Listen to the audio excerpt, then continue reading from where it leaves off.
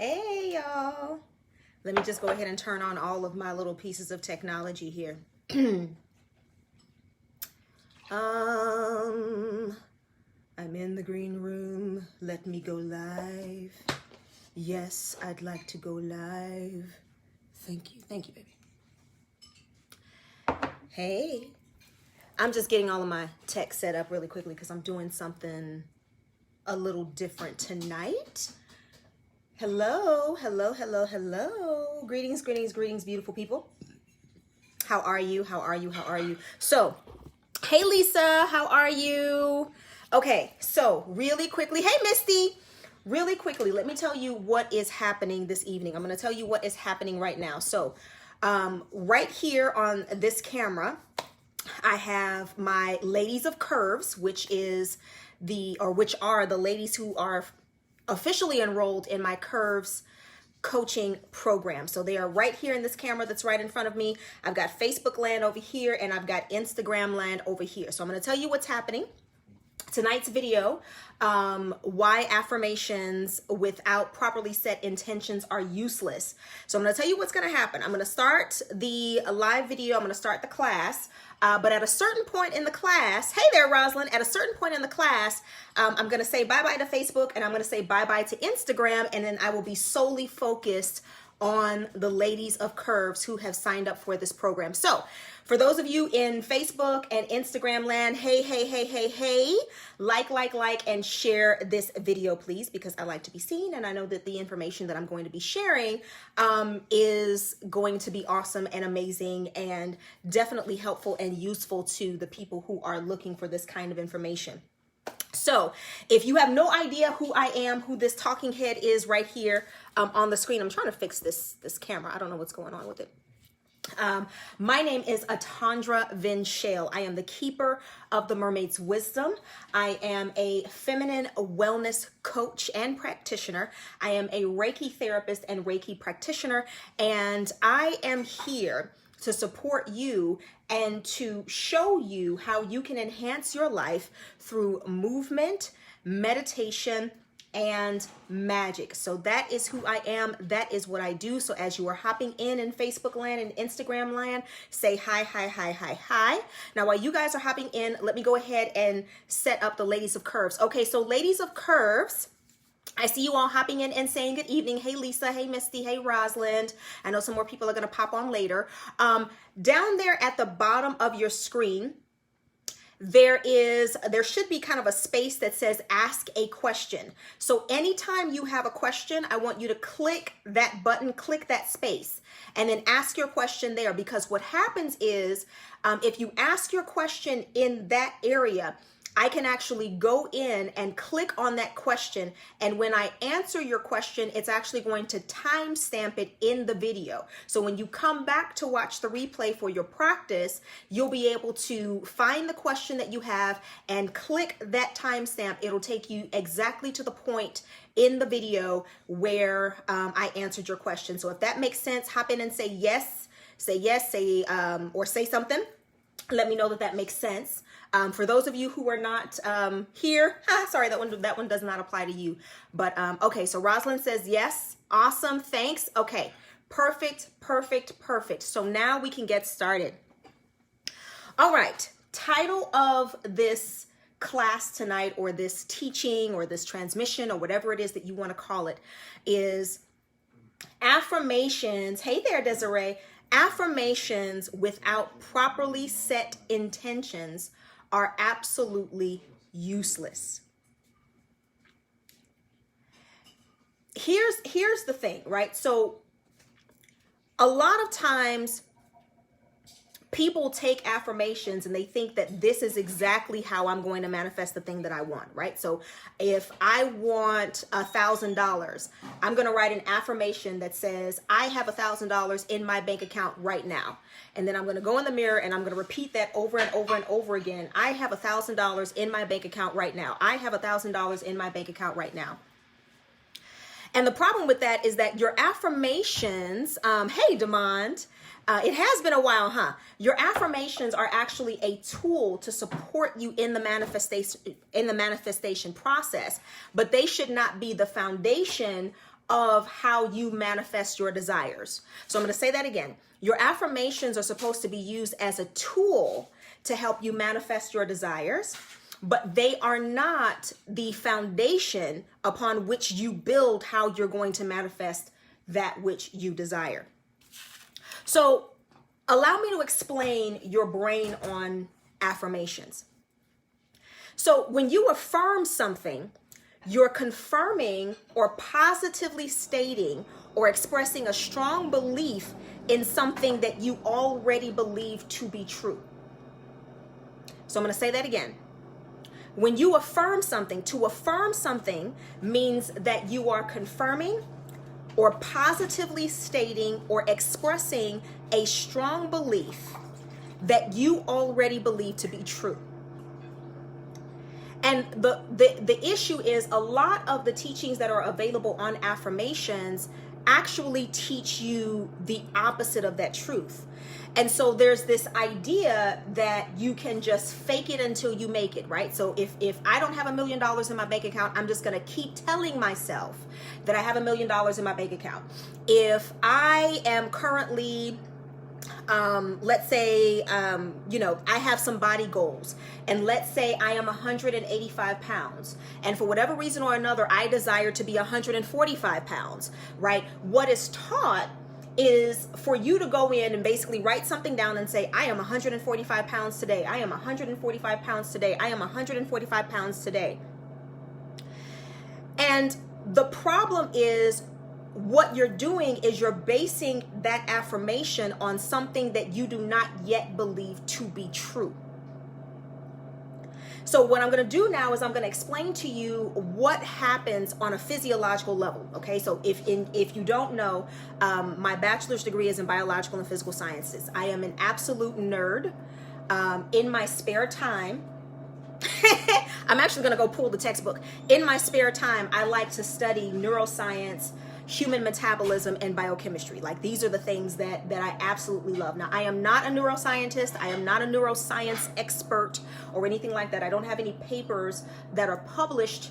Is my paper considered a neuroscience paper?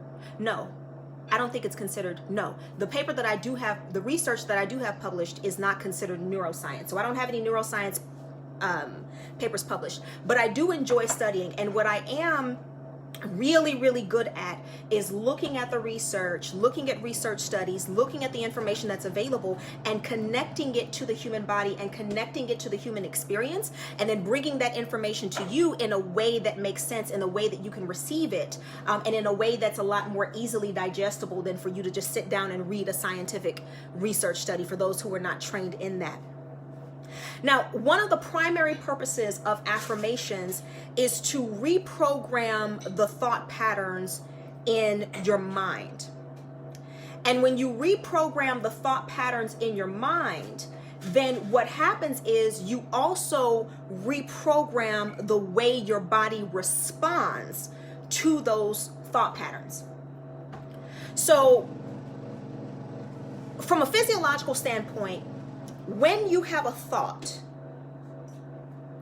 there is an entire series, there is a cascade of chemical reactions that take place. Hey there, Lewis. Thank you for joining me this evening.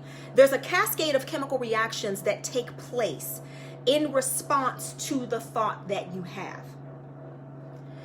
And through that cascade of chemical reactions, that biochemical cascade, that's what determines how your body is actually going to respond to the thought that you are having, which in turn you interpret as how you are feeling about that particular thought.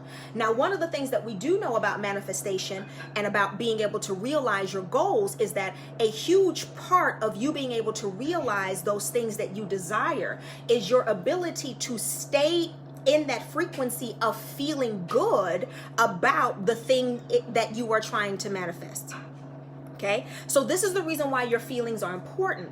So basically what ends up happening is you're reprogramming the brain, and by reprogramming the brain, you're reprogramming the series of those biochemical reactions, those chemical reactions. And so it works in a feedback loop. So there's a thought that comes in, And then there is a chemical that is released, and that starts a biochemical cascade, and then your body feels a certain way about that thought. Your body feels a certain way about that experience. And so your body is responding to your brain and the chemicals that are released by the signals given from your brain. And then when your body responds, your brain then responds to your body responding.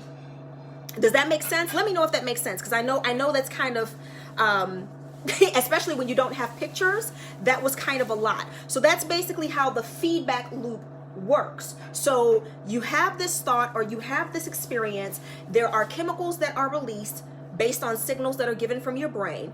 Your body responds to that chemical cascade, and then your brain in turn responds to your body's response to its original chemical cascade. Does that make sense? So if that makes sense, throw up some hearts. Here in the room, say, yes ma'am, yes, yes. I think here, if you say like the same thing twice, it may like tell you that you can't say that. So let me know if this is making sense before I move forward. Okay. Thank you, thank you, thank you. Okay, so I'm glad that is making sense. So here's what happens. Now, if you've watched me for any particular point in time, you know that I talk a lot about the prefrontal cortex. I am really, really fascinated by the relationship between our actions and our habits and our behaviors and the response of our prefrontal cortex, our amygdala, and our hippocampus. I am just absolutely fascinated by that. So what happens with this feedback loop is the brain releases the chemicals, starts the chemical cascade. The body then responds to that chemical cascade. Okay? And if dopamine is released as a result of those responses, what happens is the prefrontal cortex begins to zero in and focus in on the behaviors that cause that dopamine release. Because dopamine feels good. Adrenaline feels good as well. So that's kind of something that happens like in another type of situation. But dopamine feels good. Right? And so this is one of the reasons why, if you've ever taken on learning something that's brand new, like a new hobby or something like that. Let's say you're learning how to crochet, or you're learning how to knit, or you're learning how to do calligraphy or something like that, and you really, really enjoy it. This is one of the reasons why, if you're really enjoying learning something, you'll be able to see different connections in everything that you're looking at. You'll be at the grocery store and you'll be like, oh my God, that looks like crochet. You'll be watching TV and you'll say, oh man, that looks like calligraphy, because your brain is making all of these connections, because your prefrontal cortex is now focusing in on the behaviors that cause that dopamine release. Okay? So what then happens is the brain is now looking for opportunities to repeat that behavior. And repeated behaviors become habits. And those habits can either positively or negatively influence the trajectory of our lives. Here's the caveat to that. Here's the kicker. When you create an affirmation that is based on something that you do not yet believe, then essentially what your brain registers is that you are now telling a lie. So I'm going to say this again. When you create an affirmation that is based on something that you do not yet believe, your brain registers that as a lie. And so what happens is, not only does your brain register that as a lie, but because as in the affirmation, with the affirmation process as part of manifestation, there is no real immediate reward, right? That's one of the reasons why people do affirmations, is because they think that it keeps their mind in line with the things that they want, right? So they're doing these affirmations as part of the manifestation process, because what they desire has not yet manifested. Well, what happens is when you create this affirmation based on something that you do not yet believe, your brain registers this as a lie. And because there's not any immediate reward, then what happens is when you first start speaking the affirmations, there's this bliss, like it's amazing, right? It feels great. It's like, yes, I have $1 million in my bank account today. Yes, millions of dollars are coming to me every single day. Yes, I'm dropping weight as I think about it. Yes, I'm meeting my goals. And so you're saying this and you're saying this and you're saying this, and in the beginning it feels good. But what happens is because your brain has registered this as a lie and there's no immediate reward, then your amygdala will register disappointment.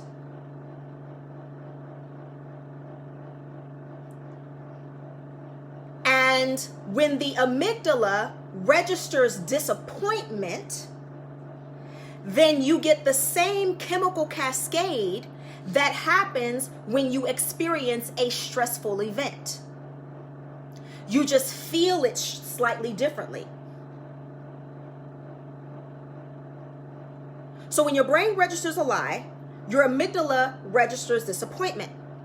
When your amygdala registers disappointment, for example, if you lived in a city where there's a lot of traffic, and you get stressed out by being in traffic, that chemical cascade that begins starting off in your brain is the same cascade that happens when the amygdala registers disappointment.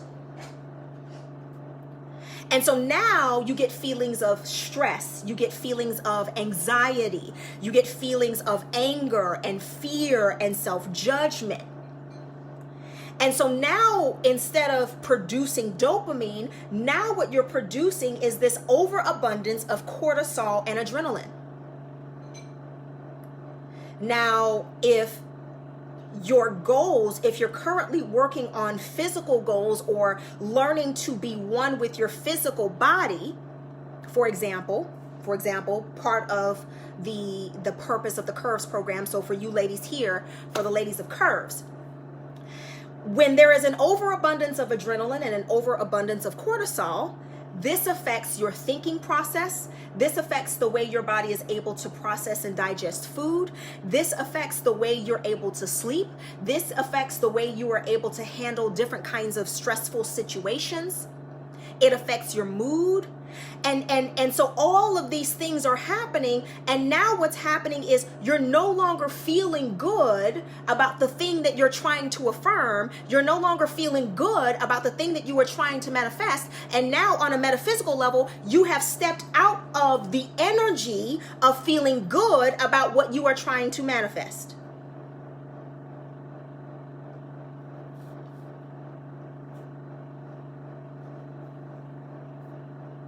Don't believe me?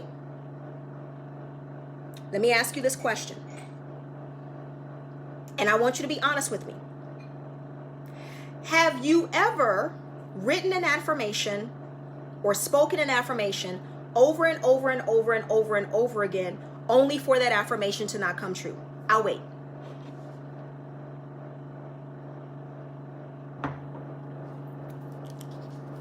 Be honest. Tell me the truth. And I know that there's a little bit of a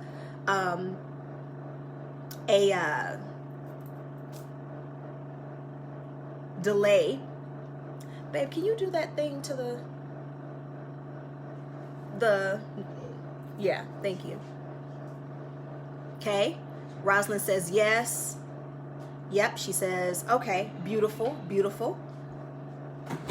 I always felt incongruous. Facebook, Instagram, talk to me.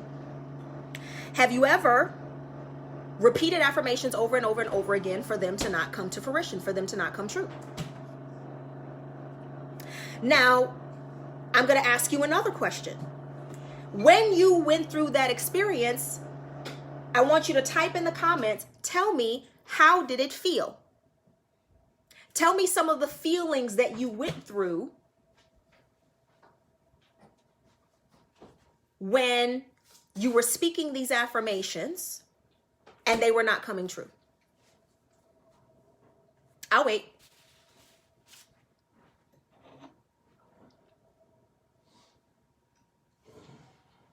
Frustrated. Okay, what else?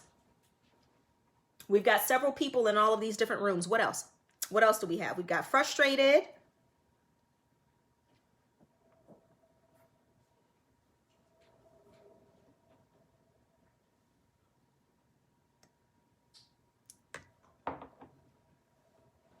Angry.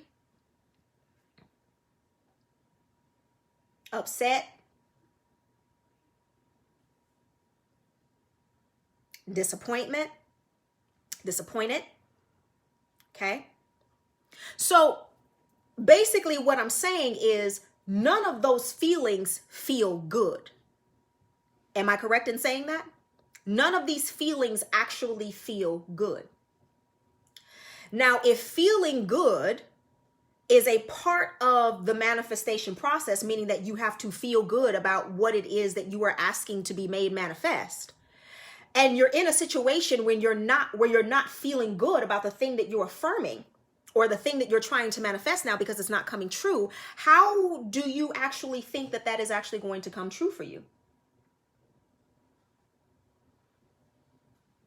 It's not. There's more. So in a research study that was done by University College London, there's evidence that suggests that when a person consistently lies over an extended period of time, then what happens is the amygdala begins to decrease its activity. So there's a significant decrease in the activity coming from the amygdala. And so essentially what happens is that person becomes numb to dishonesty. They literally become numb to dishonesty. So from a metaphysical standpoint, if a significant part of you being able to manifest your desires is you feeling good, then let's consider this cascade of events. You speak an affirmation about something that you do not yet believe. Okay? So you write it. And at first it feels good, but then it starts to not. And you're speaking this affirmation, speaking this affirmation, speaking this affirmation. So now what is happening is you are actually lying. So in the beginning, you've got these moments where you feel good, and it feels good because, you know, saying my affirmations is something that I can check off of my list of my daily routine. And that feels good, right? But then your brain registers this as a lie.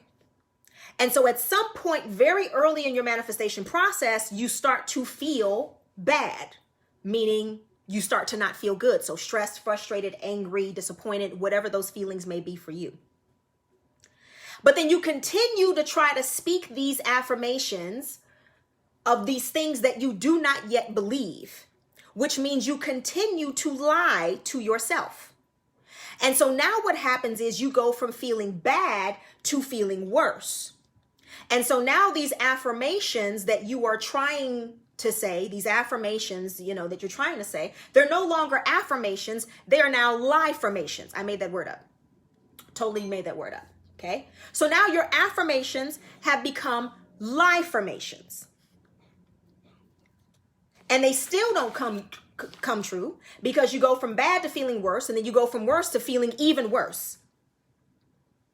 And so eventually what happens is if you keep on with this kind of behavior and you just keep lying to yourself and keep lying to yourself and keep lying to yourself and keep lying to yourself, your amygdala is like, you know what? Screw it. I'm done. I'm out.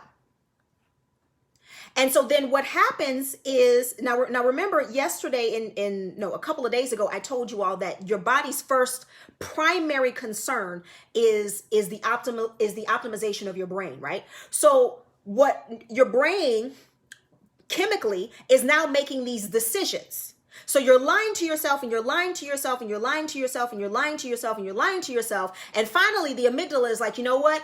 Screw it. I tell you what, feeling nothing is better than feeling what we feel right now. So what we're going to do is the next time she says this lie affirmation that she does not believe, because it's a lie affirmation because you don't believe it,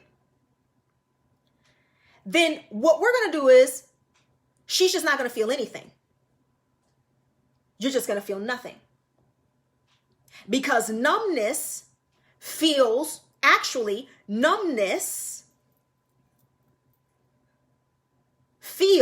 even though it's numbness, it feels chemically better than stress. It feels better than anger. It feels better than disappointment. But what happens is with us, we begin to say the affirmations and then we don't feel anything. And then we think that that's progress. Oh, so when I was first saying my affirmations, they were feeling good. Then they started to feel bad because they weren't coming true. Then they started to feel worse. Then I started to feel really, really, really bad. And now I just don't feel anything. So now I can just say them. And we think that that's progress. But it's not progress because you never feel good. And you never actually really feel in alignment with what you have spoken. And so your affirmations never actually come true. So now we're going to talk about how intentions actually change this game of working with affirmations and how to properly set intentions so that you can match what it is that you are trying to affirm. Now, with that being said, I am going to say goodbye to the people in Facebook land and Instagram land. So the rest of this class is going to be a private class for our ladies of Curves. Whoop, whoop, whoop, whoop, whoop, whoop, whoop. So if you have not joined Curves, I'm telling you, you want to do this. I was not even supposed to be doing this class today. The Curves program doesn't actually start until April, but in my prayer and meditation this morning, I was actually led to offer this to the women as an early offering. So this is going to be absolutely amazing. So if you want to check that out, and you should, go to www.themermaidswisdom.com/curves. Take a look at the information that's there on the page, feel into that offering, and if you feel so called, then click on that button and go ahead and get registered so that you can join us here and start the rest of your wonderful life loving your body and just having a different relationship with your food and doing all kinds of movement, meditation, and magic. Okay, so I love y'all in Facebook and Instagram land. I'm going to say bye to you guys. So